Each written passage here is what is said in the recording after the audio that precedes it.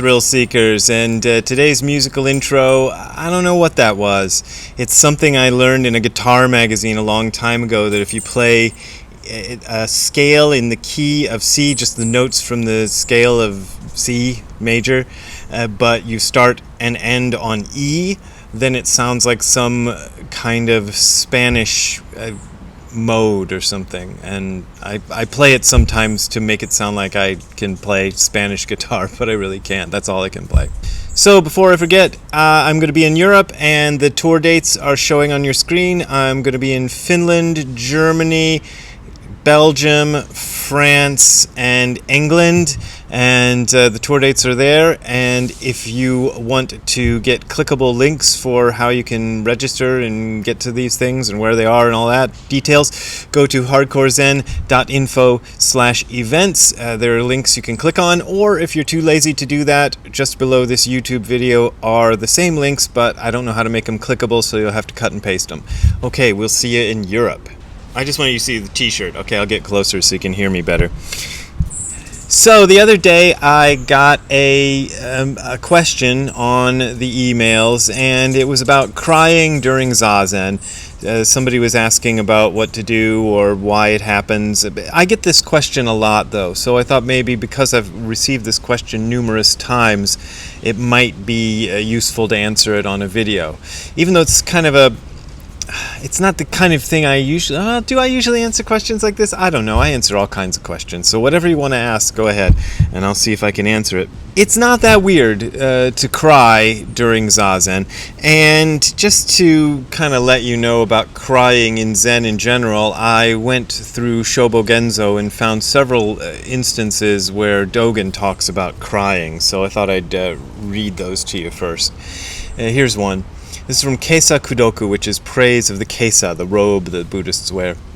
During my stay in Sung, China, when I was making effort on the long platform, meaning doing Zazen, I saw that my neighbor at the end of every sitting would lift up his kashaya, that's the robe, and place it on his head, then holding his hands together in veneration, like prayer, he would quietly recite a verse that went, Daisai geda fuku muso fukudene hibu nyorai kyo kodo shoshujo. And the translation that Nishijima and Cross give us there is, how great is the clothing of liberation, formless field of happiness robe, devoutly wearing the Tathagata's teaching, Tathagata's Buddha. Widely I will save living beings. And that's a pretty standard translation. There are various other versions in English. At that time, there arose in me a feeling I had never experienced. My body was overwhelmed with joy. The tears of gratitude secretly fell and soaked my lapels. And if you ever had your lapels soaked, you know how painful that can be. And in another chapter, which is also a chapter of praise in the robe, he tells the same story. Basically goes the same way, and then he says, my body was overfilled with joy, and tears of gratitude secretly fell and moistened the lapels of my gown. The reason for that was that when I read the Agama Sutras previously, I'd noticed sentences about humbly receiving the kashaya upon the head, but I had not clarified the standards for this behavior, and I had not understood it. Now seeing it before my very eyes, I was overjoyed, and I thought to myself, it is a pity that when I was in my homeland there was no master to teach me this, etc., etc. Sadness and joy were not one-sided. Tears of gratitude fell in thousands and tens of thousands. Then I secretly vowed, one way or another, unworthy though I am, I will receive the authentic transmission of the right traditions of Bodhidharma and basically teach them in my home country. He says it in a long poetic way. Here's another one. This is Shisho. This is about the certificate of transmission. And the story goes, when I was making personal salutations, talking about him talking to a master he met in China, we had a conversation about the traditional customs of the Buddhist patriarchs, and while quoting the story of the succession from Dai to Kyozan, doesn't matter that much, the master said, have you ever seen the certificate of succession that I have in my room? Dogen said, Dogen referring to himself in third person. How might I have a chance to see it? The veteran master himself immediately rose, and holding aloft the certificate of succession, he said, I have not shown this even to intimates or even to those who have spent years serving as attendant monks, that is, the Buddhist patriarch's Dharma instruction. However, while staying in the city on my usual visit to the city in order to meet the governor of the district, Genshi, that's, I think, himself, had the following dream. These guys always refer to themselves in third person. He had this dream.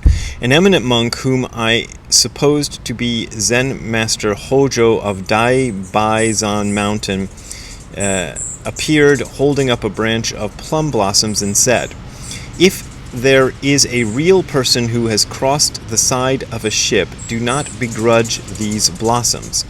Thus saying, he gave the plum blossoms to me. Unconsciously, Genshi dreamt of chanting, even before he has stepped over the side of the ship, I would like to give him 30 strokes. 30 strokes being hitting him with a stick. I'm not sure. Some things Dogen says are weird. That's all I can say. In any event, 5 days have not passed, and I meet you, venerable brother. What is more, you have crossed over the side of a ship. Dogen came to China on a ship, and he crossed over the side to get out of the ship. And this certificate of succession is written on cloth patterned with plum blossoms. You must be what Dai Bai was telling me about. You match the image in the dream exactly, and so I've brought out the certificate, venerable brother. Would you like to receive the Dharma from me? If you desire it, I will not begrudge it. Dogen could not contain the belief and excitement. That's what it says. I'm not sure what that means. Contain the belief. There's ants crawling on me. There's ants everywhere in this house. Though he had said that I might request the certificate of succession, I only venerated and served him, burning incense and performing prostrations. Present at that time was a monk called Hone, an assistant for the burning of incense. He said that it was the first time he had seen the certificate of succession. Dogen thought inwardly it would be very difficult indeed to see and hear this sort of thing without the mystical help of the Buddhist patriarchs. They consistently translate that word, I think it's so, it doesn't matter, as patriarchs. Usually people like the gender neutral term ancestors these days, but there we go. Why should a stupid fellow from a remote land be so fortunate as to see it several times? Dogen is talking about other times he's seen certificates of transmission. My sleeves became damp with the tears of gratitude. And that's about all he says about crying. Okay, so the next story is kind of long, but it's also kind of interesting, so I thought I'd read it to you. Taiso, the second patriarch in China, Great Master Shoshu, was a teacher of lofty virtue and a man of erudition, adored by both gods and demons, and esteemed by both monks and laymen, and it kind of goes on, saying how great he was. Because of his eminence in Dharma, the weight of his virtue, a mystical being suddenly appeared and told the patriarch, if you want to reap the fruit of your efforts, why do you linger here? The great truth is not far away. You must go to the south. The next day he suffered a sudden headache, a stabbing pain. His master, Zen Master Kozan Hojo of Jumon district, doesn't matter, was about to cure the pain when a voice from the sky said, This is to change the skull. It is not an ordinary pain. Then the patriarch told the master about his meeting with the mystical being. When the master looked at the top of the patriarch's skull, lumps had swelled up like 5 mountain peaks. The master said, Your physiognomy is a good omen. You will surely attain realization. The reason the mystical being told you to go to the south must be that the great man Bodhidharma of Shorinji Temple is destined to become your master. Hearing this advice, the patriarch left at once to visit Shoshitsu-ho Peak. The mystical being was a truth-guarding deity which belonged to the patriarch's own long practice of the truth. At that time, it was December and the weather was cold. There was lots of snow and all such stuff. Nevertheless, with great snow covering the earth, bearing the mountains, and submerging the peaks, Taiso Eka beat a path through the snow. How severe should we suppose it was? Eventually, he arrived at the patriarch's room. I guess that's Bodhidharma's, but he was not allowed to enter. Yeah, that is Bodhidharma. Bodhidharma seemed not to notice him. That night he did not sleep, did not sit, did not rest. He stood firm, unmoving, and waited for dawn. The night snow fell as if without mercy, gradually piling up and burying him to his waist, while his falling tears froze one by one. Seeing the tears, he shed more tears. He reflected upon himself and reflected upon himself again. He thought about how much he wanted to see Bodhidharma, and that's what he says about tears. And there are a few more stories like that. I collected some, but I'm just going to kind of skip them because they're not that relevant, I don't think. But basically, it's not unknown to cry during Zen. Zen people are a bunch of crybabies, I guess. I myself haven't had the experience of actually crying during Zazen, but I've been around when other people have. And it's just a thing that happens. The way my teacher, Nishijima Roshi, used to describe this phenomenon was that doing Zazen is like taking the lid off a boiling pot. So imagine you're making a stew or a curry or something in a pot and it's boiling and you got a lid on it. You take the lid off of it and the boiling continues and it goes and spills out all over the place. That was the image that Nishijima Roshi liked to bring up. And that's the way emotions sometimes do when you are doing Zazen. And when that happens, it just happens. You know, I wouldn't worry about it too much. As I said, I haven't experienced crying during Zazen, but I have experienced being overwhelmed by various emotions. Sometimes anger, sometimes sadness, sometimes unidentifiable emotions, you know, emotions that you don't even know what they are. So you get all kinds of feelings and stuff, and they come out, and sometimes it's not clear what the cause is. It just seems to kind of come on randomly, and you don't know why you're crying, why you're sad, why you're angry, whatever. And the advice in Zazen is always the same, and it is sit with it. So sit with the overwhelming emotions, sit with the crying, just sit with it. Now, if you're in a group setting with a bunch of other people, you know, if they're all experienced Zazen practitioners or meditation practitioners, then they're probably not going to be too flummoxed by somebody crying. But if they're not, they might be. So, you know, it's kind of your call as to whether you want to try to, you know, stop sobbing or something. If you're just sitting alone and it happens, I would just kind of let it happen and just, you know, don't try to stop it, don't try to make it happen more, just kind of let it run its course and then be done with it and continue sitting. There have been times where other things have happened to me in Zazen where I've had to get up and leave during a group sitting. It doesn't happen very often, but sometimes things happen.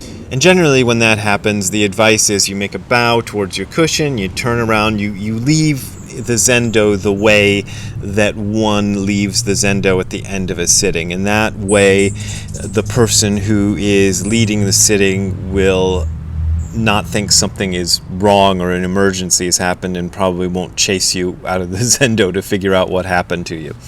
That would be my advice on how to handle that if you feel you really have to.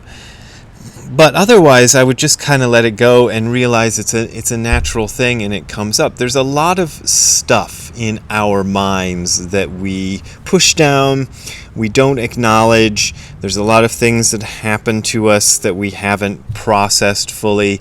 And when you sit very quietly, not putting more input into your body and mind system, then emotions and things like that can sort of, as Nishijima Roshi used his metaphor, bubble over like that.